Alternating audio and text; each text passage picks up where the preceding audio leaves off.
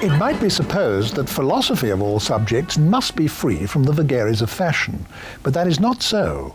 In philosophy, just as in other human activities, in each generation there seems to be a reaction against the values of the previous generation. So, writers that have been widely studied fall into neglect, and new figures come to the fore. The outcome is apt to be that at any given time and place, many of the same philosophers are being studied by everyone, and a number of other well-known philosophers are being neglected by, at any rate, nearly everyone.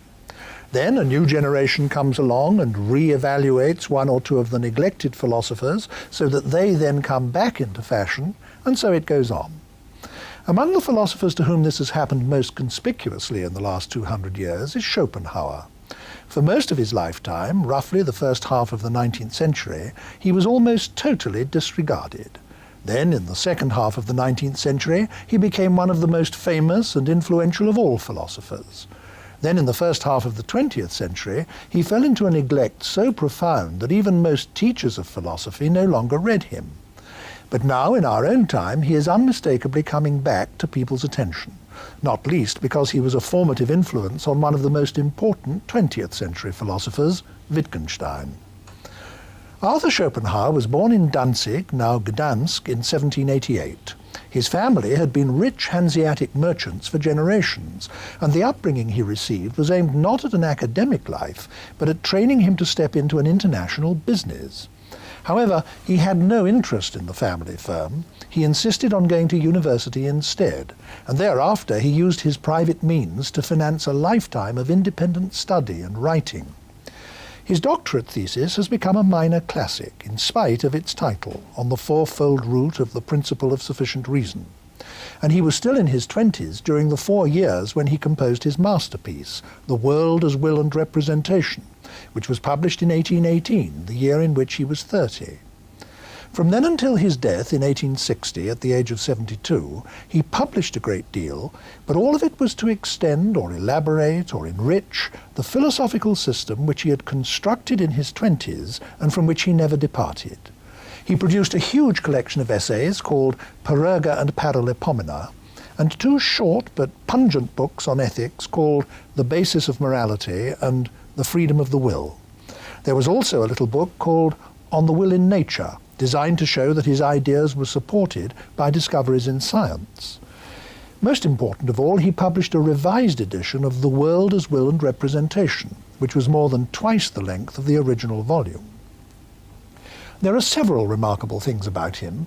Although in direct succession to Kant's, his own work was securely in the mainstream of Western philosophy, he was genuinely knowledgeable about Hinduism and Buddhism, and is the only major Western philosopher to draw serious and interesting parallels between Western and Eastern thought.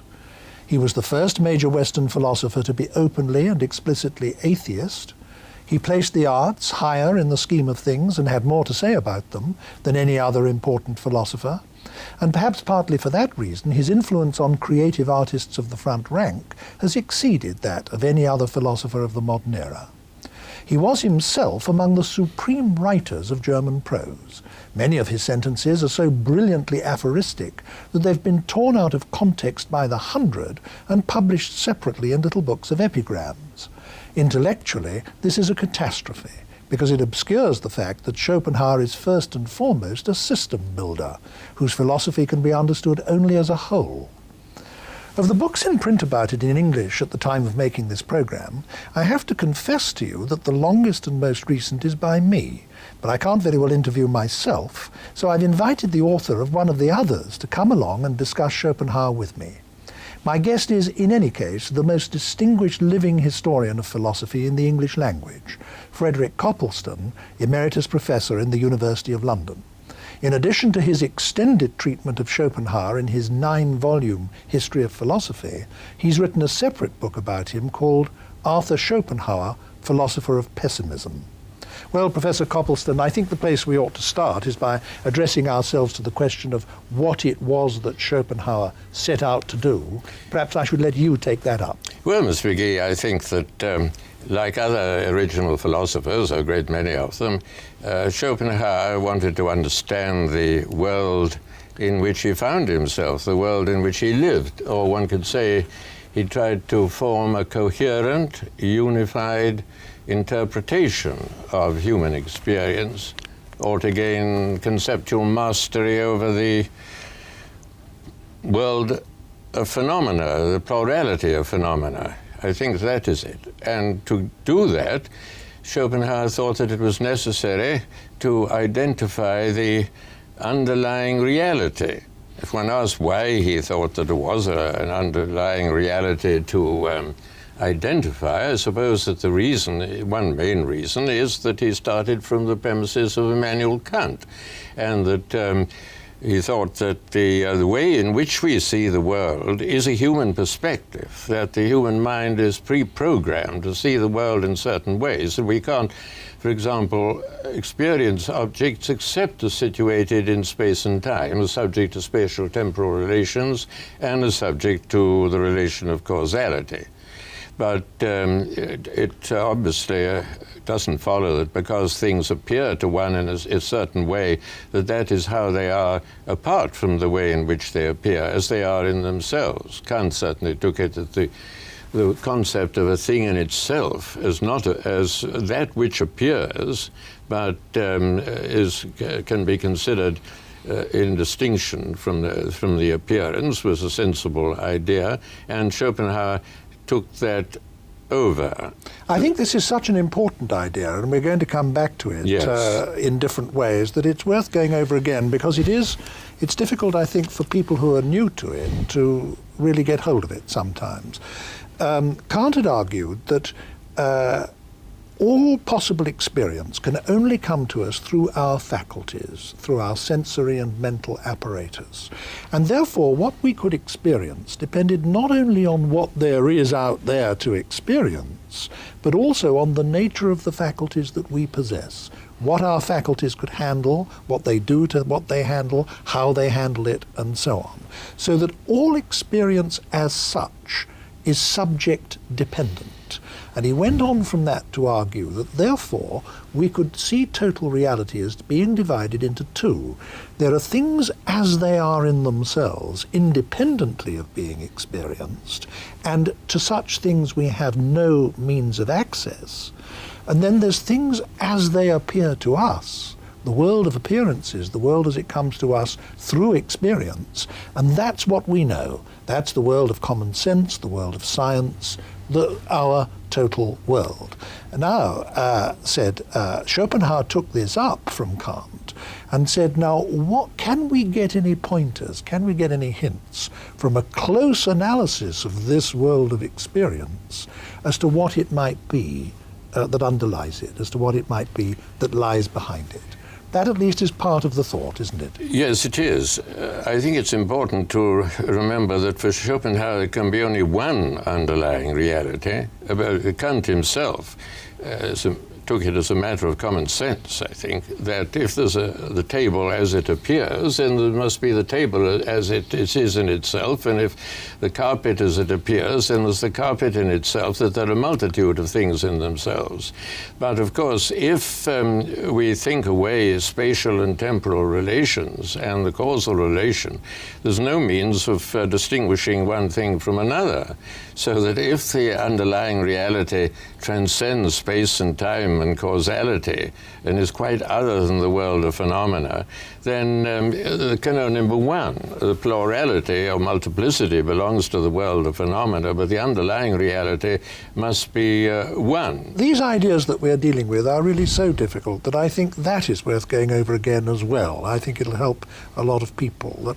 That Schopenhauer argued that for one thing to be different from another thing, for anything to be different from anything else at all, this idea of differentiation only made sense with reference either to time or to space or to both.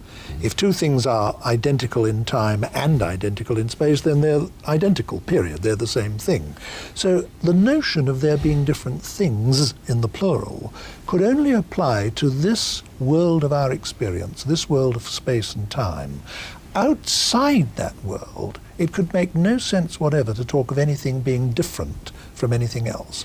And therefore, I'd just like to complete this thought, therefore, whatever there is outside this world of our experience must be one and undifferentiated. And in taking that step from Kant, he thought Kant had been wrong in talking about things in the plural, in themselves, things as they are in themselves, that it must be one undifferentiated something that lies behind this world. Now, in saying that, he took an enormous stride towards one of the central beliefs of Hinduism and Buddhism. Those religions also believe that behind this highly differentiated, plural, variegated world of phenomena, there is one single undifferentiated something that manifests itself as this world. And one striking thing is that Schopenhauer didn't get the belief from Buddhism or Hinduism. He got it by arguing from premises that he derived from his predecessor Western philosophers, and then discovered that he'd reached a conclusion which was similar to that of the Buddhists and the Hindus. Yes. Well, I'd like to go back a moment to your what you've been just saying about the only one underlying reality. I think that if one starts from the premises of Immanuel Kant, I mean, I wouldn't myself, but if one does, then Schopenhauer was right, because there's no means of distinguishing one thing in itself from another, I think, except as a matter of common sense. There's no formal way of distinguishing once you accept the Kantian premises that Schopenhauer did. Taking the argument to the next stage, so to speak, Schopenhauer thought, didn't he, that if we analyze this world of phenomena, we might get from it some clues as to what the underlying one, which he called, following Kant, the noumenon, or the noumenon, it's a word from the Greek, we might get some idea of what the noumenon is. And I think his great starting point was this, that Kant had argued that all our knowledge of material objects must come to us, and can come to us only through our senses, and there be, as it were, put together by our minds. Schopenhauer said, well, this is almost exactly right, but there is one absolutely crucial exception to it, which amazingly Kant seems to have overlooked, and that is that for every individual one of us, there is one unique physical object in the world, which we know in the way Kant says we know physical objects, but we also know in a radically and entirely different way, namely directly from inside, and that is ourselves, our own bodies, our own persons.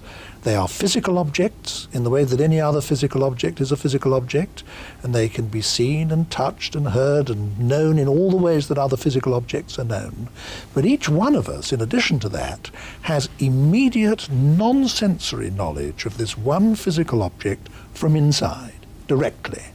And Schopenhauer thought that this knowledge of a physical object from inside might provide us with the key to the inner nature of things. That's what he thought. Personally, I think that if one starts with Kant's premises, then one must accept Kant's agnosticism. I don't see there's any way of getting out of it. But certainly you're quite right, of course, that is what Schopenhauer thought, that there was an access through the body. The only difficulty is, it seems to me, that our idea of, even our idea of an ultimate reality belongs on those premises to the world of phenomena. And there's no way outside the circle, and beyond there simply lies silence, as Wittgenstein was to say in the Tractatus. And however, it's quite perfectly true that Schopenhauer thought there was a hint given through our experience of our bodies, yes. I would want to defend Schopenhauer up to this point in the argument, because he makes the point that the knowledge that we have of ourselves directly from inside is not knowledge of Kant's thing in itself. And there are two or three very important reasons why it's not. One is that the knowledge we have from ourselves from inside is still only a kind of superficial knowledge. Decades in advance of Freud, he argued very specifically and at length that most of our own inner life and motivation and so on is unknown to us, that our actions and our speech and our decisions are for the most part unconsciously motivated, so that in a very important sense we don't even know our full inner selves. Another reason why he thought it wasn't knowledge of Kant's thing in itself is that it exists in the dimension of time, though it doesn't exist in the dimension of space, and time can be a characteristic only of this world of ours. And there was a third reason which I think is worth mentioning, and it's this.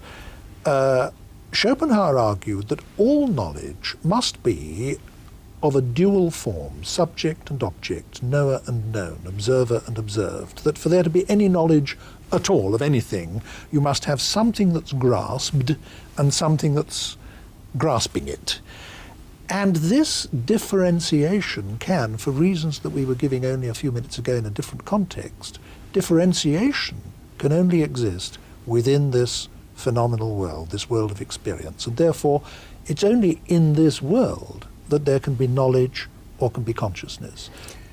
Yes, that Schopenhauer anticipated Freud in remarkable ways is perfectly true, and helps to show the importance of Schopenhauer in the history of thought, I think.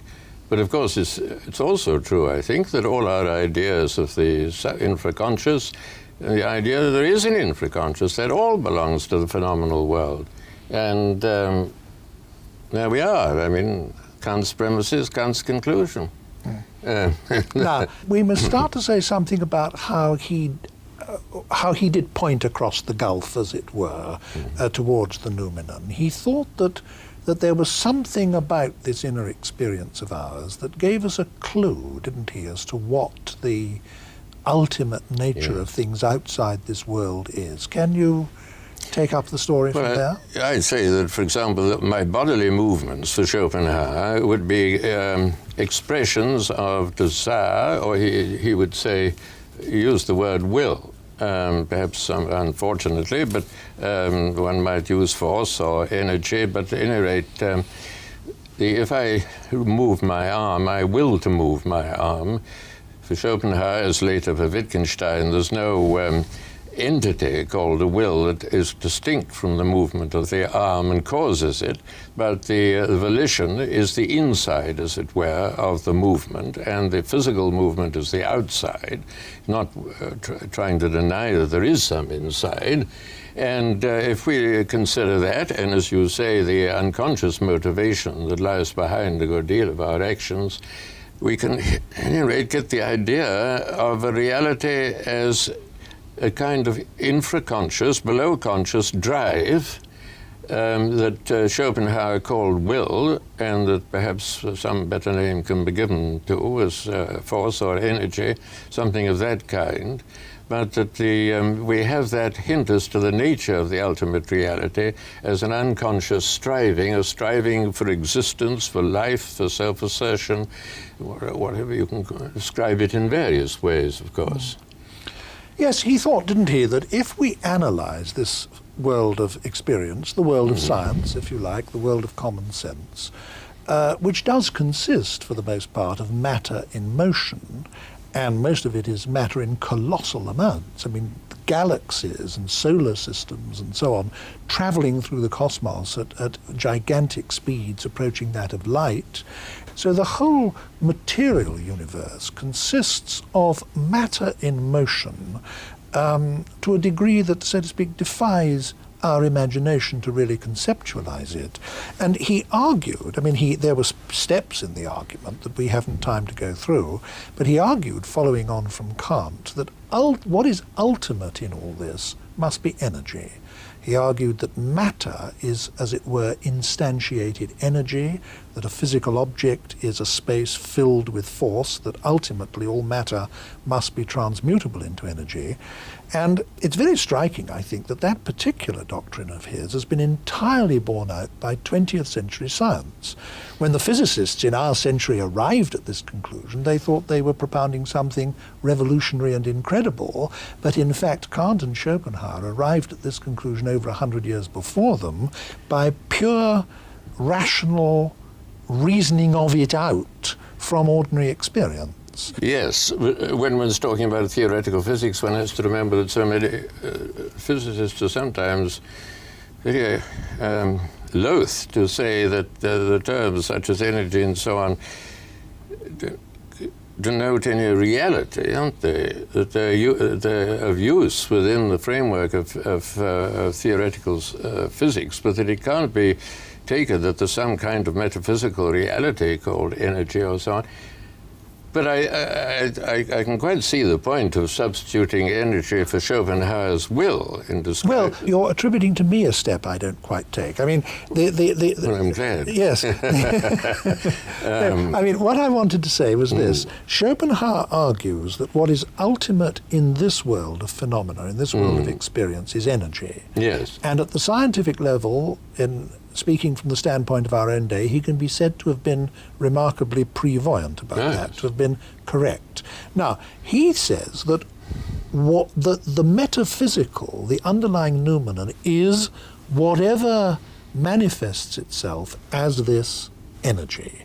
And throughout the cosmos, I mean, in the stars and the solar system, in animals, in trees, in falling stones, in ourselves, in everything. It's the unconscious energy that forms us in the womb, that makes our organs work while we sleep, and so on. And I understand him as saying that the nearest we come to getting any glimmering of what that is in experience is the experience we have inside ourselves of the energy, the go, the force, the will to exist, the will to survive, that somehow ultimate and irreducible push or drive, which is underlying to everything else. Yes, but then of course Schopenhauer wasn't indifferent to the underlying reality, was he? I mean, he adopted quite definite attitudes and negative attitudes towards it, disvaluing it. And energy is such a neutral word that it, I mean, it's hard to say whether one approves of energy or disapproves of energy, likes energy or doesn't like energy. It's very difficult to say, whereas Schopenhauer, as we're both very well aware, I mean, had a very definite attitude towards the ultimate reality and its manifestations. But I think it would have been better if he'd used the word energy, because he decided to give the name will to this metaphysical reality. And I think that's misled people ever since, because we can't help associating the idea of a personality with a will, or the idea of an aim with a will. When Schopenhauer himself reiterates at different points in his writings that he doesn't mean that in his sense of the word will, everything has a will. A dead star or a stone has as much will as you or I, that it is simply the metaphysical substratum, as it were, in everything, that it's not personal, not alive, not organic, not has no aim, and so on. I think it's misled people. An impersonal word like energy would have been very much better, in my opinion. Well, I think you're quite right on that particular point. My own point that I was hinting at was that as Schopenhauer looked on the ultimate reality as perfectly revolting and was willing to speak of it on occasion, even in moral terms, as wicked, I mean, one wouldn't naturally be led to think of energy as revolting or as not revolting, at least I wouldn't, and certainly not as wicked.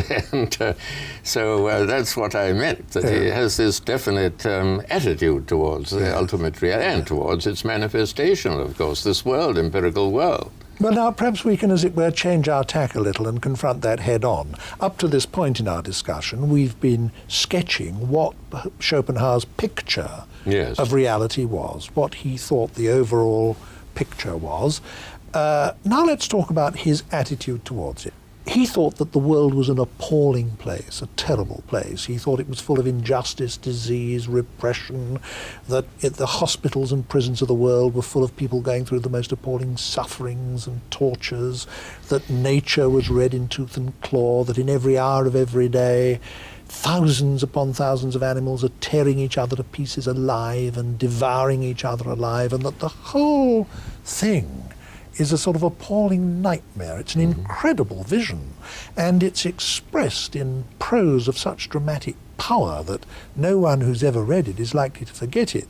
But that was his view, wasn't it, of the way things are, and therefore that the underlying metaphysical reality must be such as to express itself in these terms, and must therefore be something terrible, something nightmarish. That's why he is renowned quite rightly for being a pessimist. Yes. The pessimist above all philosophers, a bleak, black view of reality. Of course, he didn't leave it there, did he? I mean, he had suggested some ways out, the temporary way through aesthetic contemplation, through art, through the creation of art and through the appreciation of art, which stills desire and selfishness and longing and hostility and conflict for the time being, at any rate, just as one can go into an art gallery and look at the pictures and without desiring anything, but then of course one comes out and runs into a cafe or a pub and need and desire reassert themselves. But it's a temporary way out. I think it was a mistake for Schopenhauer to bring in that point, the Platonic ideas, as intermediate between the ultimate reality and the work of art, because I don't see there's much place in his system. But he's quite right in making a distinction between the aesthetic attitude towards things and the attitude of trying to appropriate them and use them for one's own advantage. It's quite true there. There is a temporary way out. Yes, you're making the point that he thought that the aesthetic attitude was disinterested. Yes. That normally if I see a plate of food, I think in terms of eating it, this is something for my own sustenance or to satisfy my lusts or desires or greed or just simply hunger or whatever it might be. Whereas if I see a Dutch painting of a plate of food, I don't see it in that light at all. No. I see it as entirely sort of impersonal, disinterested way, and then I'm conscious of its presence or absence of aesthetic qualities, Yes. its beauty or lack of beauty it may be, but it's a quite different way of looking at things. Yes. One point that I think is worth drawing attention to in Schopenhauer's aesthetic is that he did think that the arts provided us with a special way of knowing things, and by that very token he did not regard them as a means of expression. If I produced a work of art, what I'm doing primarily, according to Schopenhauer, isn't expressing my emotions or giving expression to my feelings. It's expressing insight or knowledge into something about the way things are. I think one can give meaning to that, as in the idea that was going around when I was undergraduate in the 20s. I mean, they were propagated largely by Clive Bell, significant form. One might put that instead of the Platonic ideas, something like that. I think it's, as to the idea of truth in art, I think it's a very interesting subject and a difficult subject, and I've never really made up my mind about it as to the truth in art. I think one must have, though it's rather off the point, an analogical view of truth, in which truth, according to the context, can be understood in different ways. There's correspondence in one context, but not, I think, in art. It would be another kind of truth, and that has to be examined. I think it's a perfectly respectable line of thought, certainly, and one well worth pursuing. And certainly making a critical remark about Schopenhauer's use of the Platonic ideas. I didn't mean to say that I didn't think there was anything in his view of art, because I do. I think it's very well worth considering, certainly. And it's had an enormous appeal to many great artists. Oh, yes, certainly. Who obviously, therefore, thought that it corresponded to their conception of what it was they were doing. Undoubtedly. Yes. Undoubtedly. I think we must move on now to consideration of Schopenhauer's morals. What would you say was the place for morality or ethics in a world as painted by Schopenhauer? Well, as you know, Schopenhauer insists that as there's one ultimate reality, and each one of us is identical with that one ultimate reality, therefore, in some sense, we're all one, ultimately. And he uses that for advocating compassion, sympathy, agape, love as distinct from erotic love, I mean, as distinct from eros. Well, all the more power to his elbow. I mean, it's very noble that he should uphold that idea of compassion and so on. It's difficult to see how each one of us is an embodiment of that horrible reality that there's much room for mutual love. I mean, the conflict will be more like it, I should have thought. But at any rate, he certainly undoubtedly values love against hatred and compassion rather than cruelty and so on. I certainly don't want to question those valuations of Schopenhauer, far from it. But ultimately, of course, as we're all the one will, and the will is something horrible, the ultimate ideal can only be turning against the ultimate reality. I'd like to keep these two notions separate for the moment, and before we move on to his idea of turning against reality, I'd like just to say a little more about his view of morals and ethics, because it was, in a sense, applied metaphysics, in a rather unusual sense for a philosopher. He had, as you say, this metaphysical view that we were all ultimately one, and again, that is in common with some religions, and therefore that in doing you an injury, I am in some significant ultimate sense injuring myself. And that my ultimate oneness with you is really the basis of morality, the basis of compassion, the basis of empathy. It's why I should behave towards you in morally approved ways and not behave towards you in aggressive ways. And you were quite right to say that there's an apparent conflict between regarding the ultimate metaphysical reality as awful and evil and nightmarish in the way we were talking about a few moments ago, and regarding it in this context as the basis of compassion, empathy, and morality in general.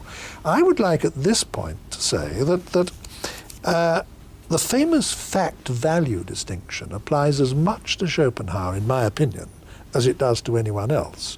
That is to say that you can accept his view, or a great deal of his view, about how things are, about what reality is, without accepting his evaluation of it, or taking up his stance towards it.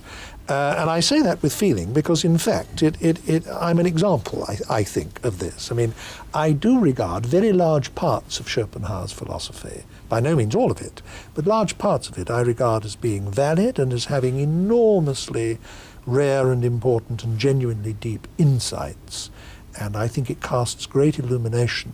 But I'm not a pessimist in Schopenhauer's sense at all. In other words, I accept his picture of the way things are to an important degree, but I don't at all take up his view of it all as being a nightmare or, whatever it may be. So I would go along with the ethics of Schopenhauer. In fact, I think his ethics is very well founded.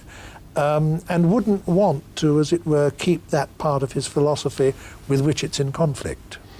As you know, a good many philosophers now question the fact-value distinction.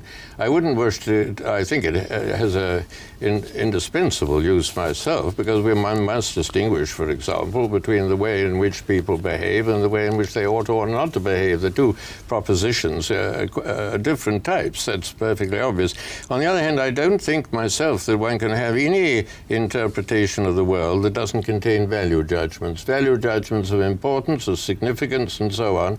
And any more than you can have a history that goes beyond mere chronology and that really tells a significant, coherent story. You can't have a history without value judgments. I don't believe in value-free history or value-free metaphysics. So I would be, although I'm willing to accept some distinction, I'd be very careful about applying it myself and simply saying, well, we can have this interpretation of the world on the one hand, which is value-free, and then the set of valuations on the other, because I don't think things work out in quite that way, you know. No, I don't think they work out in quite that way either. I was merely making the point that you could have a lot of Schopenhauer, and I was always careful not to say all, but only a lot of Schopenhauer's view of the way things are, without sharing his value judgments. I would have other value Yes. judgments, and I would entirely agree with you that you can't have a view with no value judgments. I think that's absolutely correct. But now let us move on, as it were, to the final stage of Schopenhauer's philosophy, when he, taking his value judgment, seeing that reality in all its or in most of its manifestations is an evil, a frightening, a nightmarish thing, the final step in his philosophy, which some have embraced and others have found impossible even to understand sometimes, is he says we must reject this. Ultimately, we must reject reality. We must deny reality, the famous denial of the will. Can you perhaps try and explain a little more about what's involved in that concept? Well, I'd say that if you turn, well, of course, he entirely approved of the asceticism, self-mortification, and so on that one can find in several of the world religions, advocated at any rate and practiced in the past, and he thought that was constituted a stage on the way towards a kind of final rejection of the will. I don't quite know what form that would take, but it would take I suppose, the form of an entry into a Buddhist nirvana interpreted as nothingness. Well, Schopenhauer would say that it may possibly have qualities of which we know nothing and can know nothing, but as far as we're concerned, to turn against the ultimate reality as we form a conception of it is to turn to nothingness, to non-existence. That's why I would say that in spite of all the real resemblances between Christianity, Buddhism, and Schopenhauer's philosophy, there is a fundamental difference between his attitude and, say, that of the Christian, the Muslim, and the Orthodox Jew, because as they believe in God, they certainly wouldn't regard it as desirable that one should chuck God overboard or deny the ultimate reality in that sense. So there it seems to me there is a gulf. But more important, because people might sweep that aside and say, well, I'm neither a Christian nor a Muslim nor a Jew. But even in terms of Schopenhauer's own philosophy, I don't see how it's possible to turn against the will, because it's the will that has to deny itself. I am the will. And if this ultimate reality is going to deny it, how can it deny itself? In and through me. It can't produce nothingness exactly. I don't see how I find it the more I think about it, the more difficult I find to envisage that ultimate rejection of the will as taking place when the will itself has got to do it. Let us, before we finish this discussion, I'd like us to say a word or two about Schopenhauer's influence on other people. He's had enormous influence on creative artists, and I referred to that. I didn't name any, but one might name Wagner, an enormous influence, Turgenev, an enormous influence. In fact, lots of major novelists of the last 100 years, Conrad, Thomas Hardy, Proust, Thomas Mann. But perhaps in a discussion which is about philosophy, what we ought to concentrate on is not that so much as his influence on other major thinkers.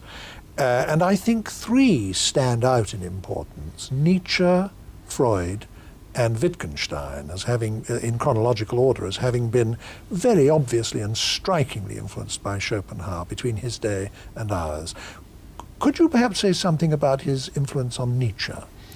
Well, as you know, Nietzsche regarded Schopenhauer as an educator, and his early work, Schopenhauer as educator, indicates, I think, that he thought of Schopenhauer as a man who wasn't content with the superficial view of things, but looked underneath and wasn't afraid to look the world and history in the face, and didn't try and gloss over everything as Leibniz did with talk about the best of all possible worlds, but really looked the world in the face, and was therefore a man of mental integrity. He also entirely agreed with Schopenhauer's subordination of intellect to will, in its first instance, a servant of the will, and also, I think he regarded Schopenhauer as a man of great independence of character, who didn't allow himself to be, his views to be dictated by society, but thought them out, or by his predecessors for the matter of that, or other philosophers, but thought them out for himself. I think, but he came, of course, to criticize, as you know, Schopenhauer in the course of time for his turning away from life. And although it's been said of Nietzsche by Professor Crane Brinton that the great yaysayer spent most of his life saying no, Nietzsche did officially uphold the affirming of the world as it is. And in a way, I sympathize with Nietzsche, because I think if the world is as Schopenhauer said it is, then the best thing is to try and alter it for the better. I don't say that Nietzsche, well, he thought, I mean, I wouldn't agree with Nietzsche's idea of what would be for the better, but I do agree with Nietzsche. But on the other hand, he never ceased to admire Schopenhauer and revere him as a man who set him on the right path, away from convention. It was a great question, I think. Well, I think we must now turn finally to the latest of the great thinkers who was directly influenced by Schopenhauer, namely Wittgenstein. And perhaps you'd like to conclude this discussion by saying a little about Schopenhauer's influence on Wittgenstein. Thank you. Yes, well, of course, that's quite clear, isn't it? I mean, from the preparatory, the material preparatory to the Tractatus in the notebooks and in the other manuscripts, the debt of Wittgenstein to Schopenhauer is made quite clear. And in the Tractatus itself, this idea to which you referred earlier in our conversation of the correlation between the subject and my world, that is strong in Wittgenstein, that there's I and my world, and that the I, the epistemological subject, is as it were the boundary of my world. It's not an object in my world. And because if I try to think of myself, then there's the I that's trying to think of myself. But it's on the borderline, as it were, of the world. That comes straight out of Schopenhauer. Then the famous saying in the Tractatus that if all the problems of science were answered, the problems of life wouldn't have been touched. That also really comes from Schopenhauer, I think. And it's also noteworthy that in the Tractatus, Wittgenstein makes a distinction between the will as the bearer of ethics, of which he says nothing can really be said. That's the metaphenomenal will. And the will as a phenomenon, which is really forms part of the subject matter of psychology rather than of philosophy for the author of the Tractatus. And therefore, there is that distinction between the metaphysical will, I think, the metaphenomenal will and the phenomenal will, which also can be traced, I think, to Schopenhauer. I should say that Wittgenstein, in the course of time, became less and less Schopenhauerian, in the sense that he became less and less addicted to forming a system, whereas, as you said much earlier, Schopenhauer was certainly a system builder. There is a kind of embryo system in the Tractatus, but there's very little, as we all know, in the later writings of Wittgenstein. And but still, he undoubtedly was strongly influenced by Schopenhauer. In fact, he's about the only major philosopher of the past, it was in no sense contemporary, that Wittgenstein had really read and studied and digested at all, I think. It shows that the influence of Schopenhauer has by no means ended with the 19th century, but as you said earlier, it slipped on into the 20th century and is embodied in one of the most famous philosophers of our century and time. Thank you very much, Professor Copleston.